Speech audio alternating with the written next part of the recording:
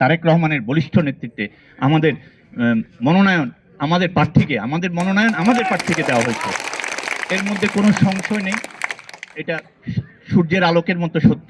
পুরো বছর আমরা এই দিনটির জন্য অপেক্ষা করছিলাম, কবে আসবে সেই সন্ধিক্ষণ।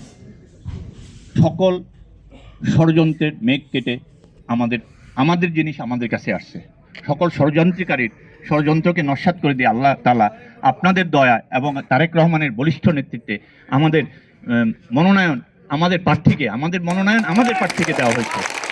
এর মধ্যে কোনো সংশয় নেই, এটা সূর্যের আলোকের মতো সত্য। দ্বিতীয়টি হচ্ছে যে আমরা আগামী যে নির্বাচন, এটা কিন্তু কঠিন নির্বাচন হবে, কারণ আমাদের নেতা তারেক রহমান গত 1 বছর বলতেছেন কঠিন নির্বাচন।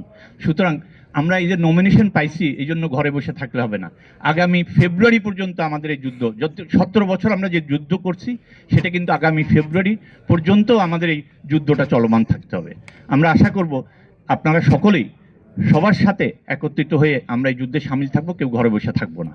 কারণ আমাদের এই বিজয় কিন্তু বিজয় না, পূর্ণাঙ্গ বিজয় হচ্ছে ফেব্রুয়ারিতে।